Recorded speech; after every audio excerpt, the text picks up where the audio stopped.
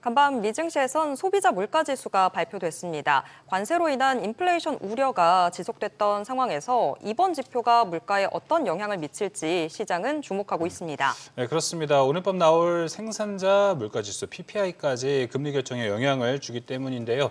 트럼프가 파월 의장에게 금리 압박을 가하고 있는 가운데 지표는 시장에 중요한 작용을 현재 할 수밖에 없습니다. 연방대법원의 상호관세 판결까지 앞두고 이 짚어볼 이슈가 상당히 많은데요. 오늘 함께할 분 소개하겠습니다. 여의도 핫스팟 하장권 현대차증권 연구원 함께하도록 하겠습니다. 안녕하십니까? 안녕하십니까? 안녕하세요. 자, 간밤 미증시부터 먼저 좀 짚어볼까요? 물가 안도감이라는 부분도 있긴 했었지만 또 트럼프 리스크도 나오고 있는 상황이었는데 간밤 미증시 어떻게 보셨을까요? 일단 다우 중심으로 좀 많이 하락을 했습니다. 근데 벤치마크 지수는 S&P 500 같은 경우는 0.2% 하락에 좀 그쳤고요. 나스닥 같은 경우 0.1% 정도 하락을 했습니다. 일단 CPI 물가 같은 경우 좀 긍정적으로 나왔다라고 보시면 되는데 일단 헤드라인은 컨센에 부합을 했고요. 네. 코어 같은 경우는 전월비 그리고 전년비 수치 모두 다 0.1%포인트씩 시장 예상치를 하회를 하면서 좀 긍정적인 흐름 이어나가고 있습니다. 다만 여러 가지 다른 이슈들 때문에 이런 상승 압력이 좀 상쇄됐다라고 보고 있는데요. 일단 첫 번째로 마이크로소프트가 전력 비용을 좀 소비자들한테 전가를 하지 않겠다라고 얘기를 했습니다. 그러면서 인공지능 업종들 관련해서 이 수익성 관련된 우려들이 다시 제기가 되고 있고요. 두 번째로는 이란이랑 미국 사이에 이 지정학적 우려가 다시금 불거지고 그렇습니다. 있습니다. 그걸 반영해서 유가 같은 경우는 WTI 기준으로 한 2% 넘게 상승을 했고요. JP모건 실적 발표했는데 실적은 좋았습니다만 신용카드 금리 상한선 정책이라든지 아니면 애플카드 관련된 충당금 이슈 때문에 이 큰 폭으로 좀 하락을 했습니다. 그래서 물가 자체는 긍정적이었는데 이런 이슈들 때문에 상승 압력이 좀 완화됐다 이렇게 정리할 수 있겠습니다. 네, 알겠습니다. 뭐 이제 신용카드 이자율 통제, 이 리볼빙 통제를 10%로 제한을 하다 보니까 카드사들 입장에서는 당연히 돈을 벌는데 못 버는 구조로 가다 보니까 비판을 할 수밖에 없는 거고 그런 쪽에서 이제 주가 하락을 좀 나왔다라고 볼 수 있을 것 같습니다. 자, 그렇다면은 지금 여러 가지로 봤을 때 뭐 미국에서 트럼프 그리고 파월 간의 이 각축전 속에서 뭐 증시를 밴딩을 예측을 한다면 좀 어떻게 보실지 궁금합니다. 26년 S&P 500 지수에 대해서는 좀 어떻게 보고 계십니까? 네, 저는 미국 S&P 500 기준으로 올해 한 8,300포인트 정도까지는 가지 8,300. 않을까. 와. 네. 그래서 시장에서 방금 말씀하신 것처럼 컨센 대비해서 좀 강하게 제시한 편인데요. 시장을 좀 강하게 보는 이유가 한 두 가지 정도가 있습니다. 그래서 이런 이 두 가지 동력이 좀 이례적으로 맞물릴 수 있는 구간이기 때문에 좀 강하게 전망을 했다라고 봐주시면 되는데요. 일단 첫 번째로 닷컴 버블 때 같은 경우를 예시로 들면 그때 이익이 굉장히 좀 강했습니다. 그래서 기술 혁신 장세는 있었는데 그때 물가 상승을 동반한 이 고용의 과열이 있었기 때문에 유동성 같은 경우 좀 흡수되는 방향으로 전개가 되면서 이렇게 네. 꾸역꾸역 증시가 올랐었던 거고요. 근데 지금 같은 경우는 인공지능이라는 이 기술 혁신도 있지만 금리 인하기이기 때문에 유동성 장세까지도 좀 이례적으로 기대해 볼 법하다. 그래서 통상 경기 따라서 움직이는 것들이 굉장히 많습니다. 네. 기업 이익 사이클이라든지 물가 고용 이런 것들이 있는데 그때 닷컴 버블 때 같은 경우는 이 세 개 지표가 모두 다 올라가는 방향이었거든요. 맞아요. 그래서 연준 입장에서는 긴축을 단행할 수밖에 없었다. 근데 지금 같은 경우는 이 물가 같은 경우는 좀 올라가고 있는 방향이지만 이 상승 압력이 좀 제한적이지 않을까라는 게 시장 중론으로 자리 잡고 있고요. 이익은 좋고 이 고용 같은 경우는 최근에 급락을 했다가 낮은 영역에서 좀 안정감을 보이고 있는 상황입니다. 그래서 연준 입장에서는 양대 책무가 물가랑 고용이지 않습니까? 그래서 고용을 신경 써서 이 기업 이익이 닷컴 버블 때와 같이 좀 폭발적으로 올라가는 것과 상관없이 이 통화 완화 정책을 좀 시행할 수밖에 없다. 이렇게 보고 있습니다. 지금 물가 지표 나온 거 요거 한번 다시 좀 여쭤볼게요. 이게 지금 일단 지금 12월 달 물가 지표는 괜찮기는 했지만 닉 티밀하우스 기자도 그렇고 아직 물가 지표들 더 봐야 된다라는 의견도 나오고 있는 상황이라서 그 부분 어떻게 보실까요? 일단 데이터 품질 관련된 논란들은 있습니다만 저번에 11월 달에 대비해서 조금 완화된 모습이다라고 볼 수 있고요. 그래서 데이터가 앞으로 계속 나오면서 이런 우려들은 점차 좀 없어지지 않을까라고 저는 보고 있습니다. 네. 그래서 물가 자체를 보면 한 100점 만점에 한 80점 정도라고 저는 80점? 평가를 하고 있는데 일단 서비스 물가가 좀 많이 오른 건 사실입니다. 그쵸. 그래서 임대료 같은 경우도 전월비 한 0.4%포인트 이렇게 올랐는데 저 같은 경우는 이 점수 자체를 높게 주지 않는 게 이 시장 예상치 대비해서 낮게 나온 건 좀 긍정적입니다만 사실 이 기저 효과를 감안을 했을 때 올해 한 5월 정도까지는 물가가 살짝 반등을 할 것이다라고 보는 게 저희 회사의 뷰거든요. 네. 그래서 이 피크점이 한 3월에서 4월 정도까지는 올라갈 수 있는 가능성이 좀 높다라고 보고 있기 때문에 물가는 조금 더 지켜봐야 되고 압력은 좀 존재한다 이렇게 보고 있습니다. 이번 CPI는 이제 셧다운 영향 하나도 없는 데이터죠?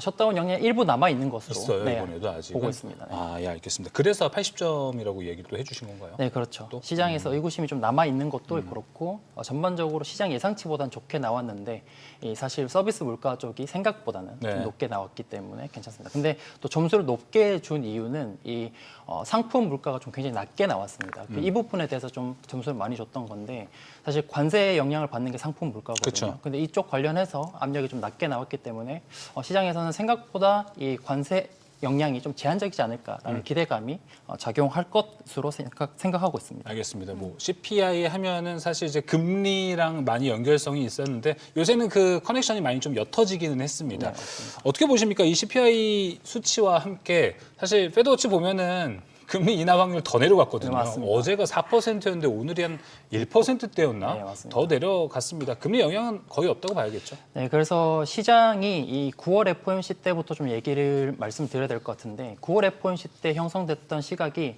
앞으로 금리 인하 엄청 많이 할 거다라는 기대감이 좀 시장 기대치 대비, 시장 체급 대비해서 좀 과하게 반영이 됐던 상황이었습니다. 그래서 이런 기대감을 12월 에 이르면서 좀 되돌림을 주는 구간이었고요. 그래서 사실 말씀하신 것처럼 패드워치 상으로 4%였는데 지금 한 2% 초반 정도로 알고 있거든요. 그래서 지금 시장은 금리 인하 관련해서는 기대감이 없고 기대하는 바가 없기 때문에 인하를 하지 않는다고 해서 실망할 것은 없다라고 보고 있습니다.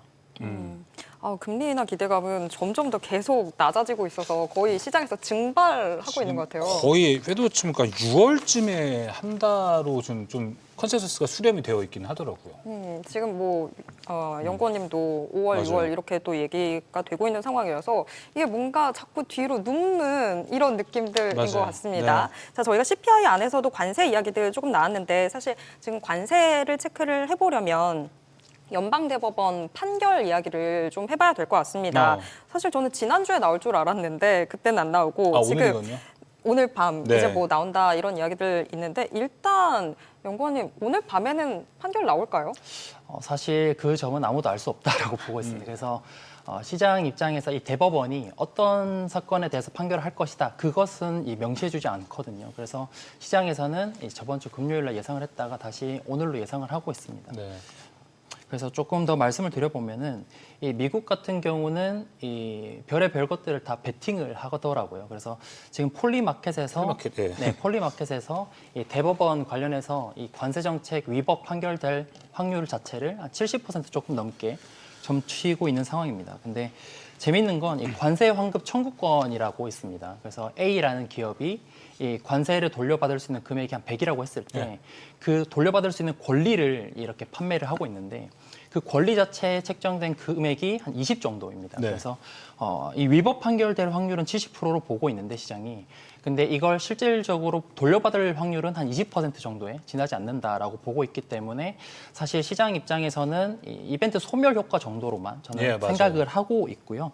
그리고 실제로 트럼프가 하는 말이 뭐냐면 이 다른 법적 권한들이 되게 많이 준비되어 있다라고 다른 얘기를 하고 판례들로 뭐 한두 준비한다 하더라고요. 네, 그렇기 때문에 뭐 플랜 B들이 많다 이런 얘기들이 많기 때문에 사실 관세 같은 경우는 계속 지속되지 않을까라고 보고 있고 그리고 만약에 관세 환급이 속도감 있게 전개가 된다라고 했을 때도 보통 시장에서는 이 소비재, 유통재 이런 애들이 좀 수혜를 많이 볼 거다라고 예상들을 하는데 사실 저는 개인적으로 의미 없다라고 보는 게 이 관세 정책이 작년에 전개가 되면서 이 경로가 굉장히 좀 울퉁불퉁했지 않습니까? 맞아요.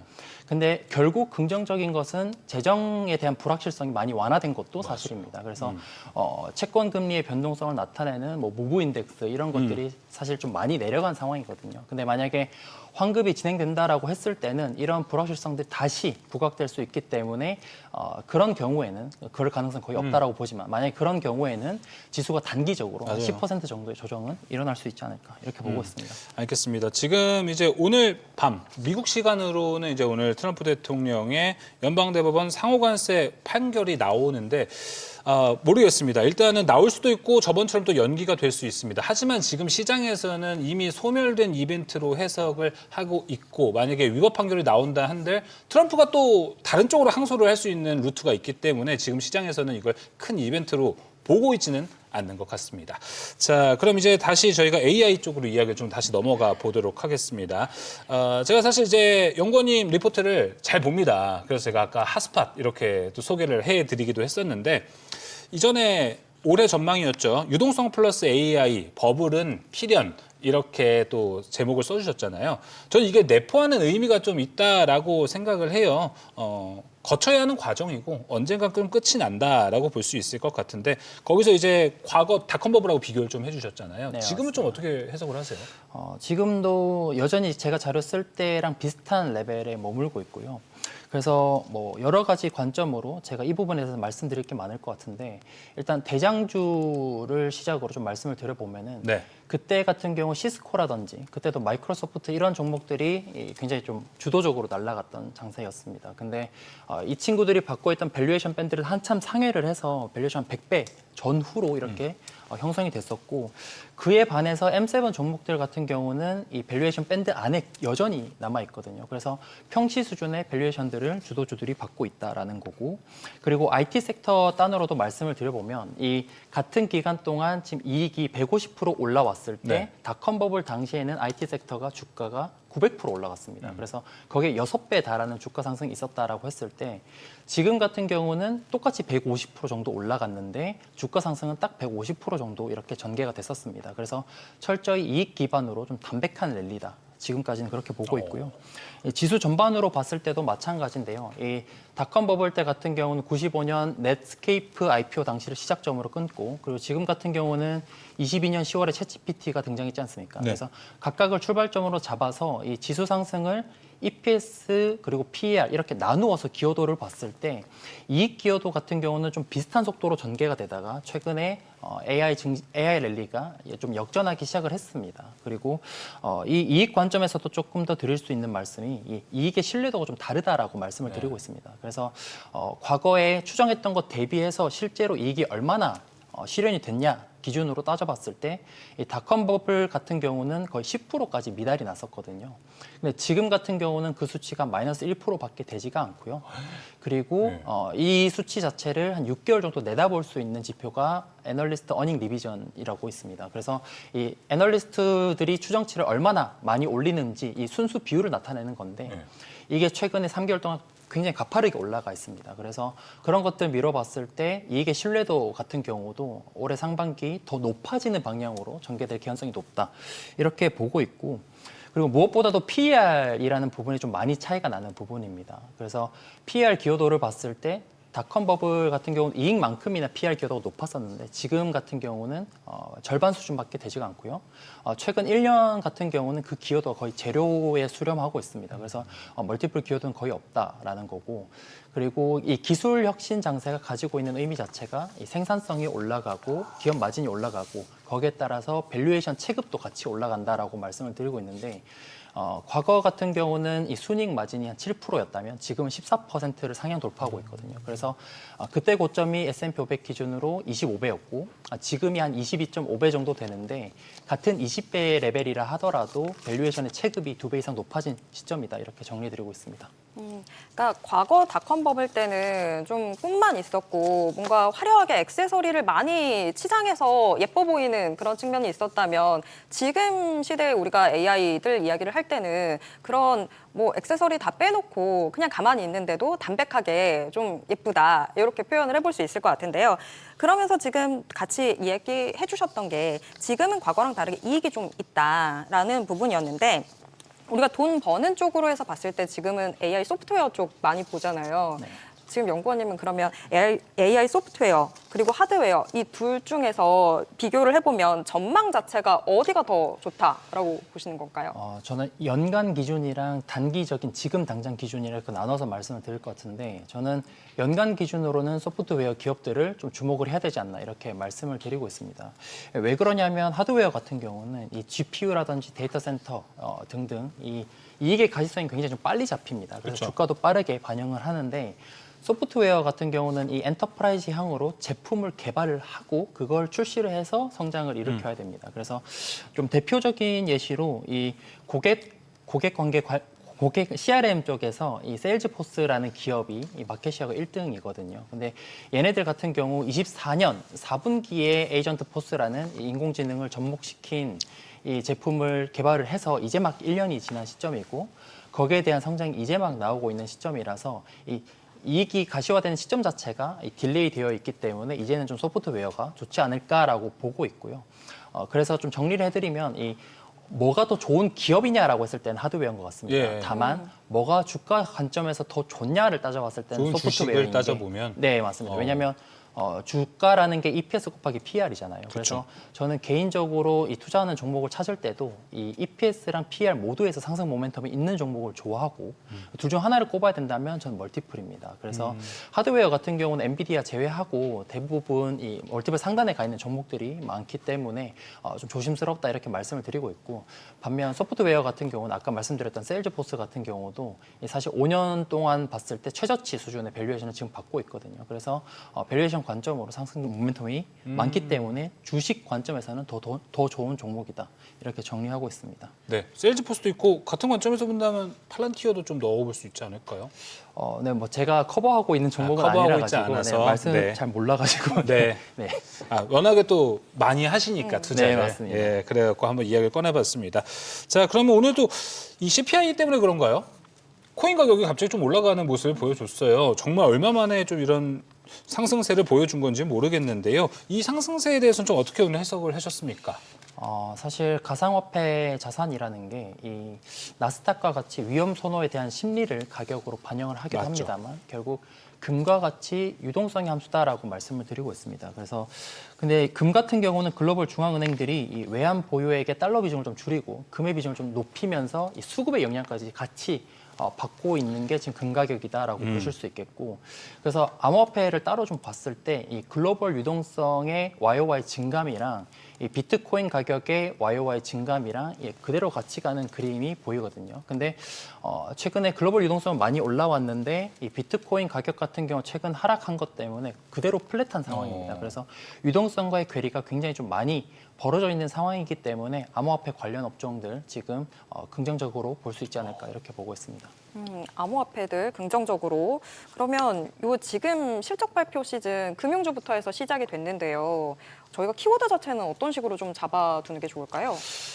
키워드 같은 경우는 이 상단을 높일 시기다 이렇게 말씀을 드리고 있습니다. 그래서 이 최근 이 고점을 경신하고 있음에도 불구하고 이 밸류에이션 같은 경우는 5% 싸졌습니다. 그래서 이 이익이 같은 기간 동안 6% 넘게 오르면서 밸류에이션 같은 경우는 5% 넘게 싸졌고 10월 말 기준으로 S&P 500의 PER이 23.5배였는데 지금 22.2배거든요. 그래서 밸류에이션은 가만히 있었는데도 싸졌다라는 거고 이런 관점에서 최근 실적 발표 시작을 했습니다. 근데 금융업종을 시작으로 출발을 하고 그 뒤로는 바로 M7 종목들 시작을 하는데 사실 M7 종목들의 실적이 굉장히 좀 좋게 나올 것으로 보고 있습니다. 단순 통계적인 수치이긴 한데 실적 발표하기 전에 이익의 모멘텀이 좋았을수록 어닝 서프라이즈를 내는 폭이 높습니다. 네.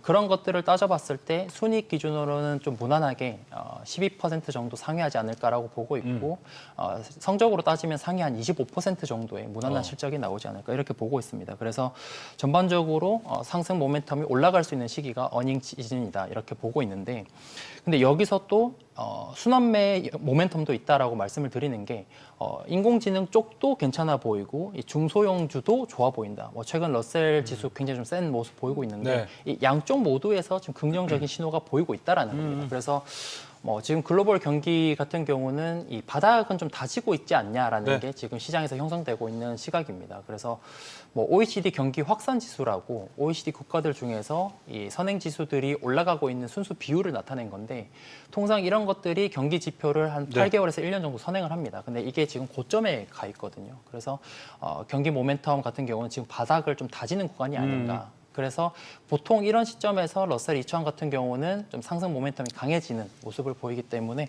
중소형주 좋아 보인다 이렇게 정리해드릴 수 있을 것 같습니다. 알겠습니다. 어닝 시즌 기점으로 본격화될 순환매라고 좀 정리해보면서 마무리해 보도록 하겠습니다. 오늘 말씀 고맙습니다. 네, 감사합니다. 네.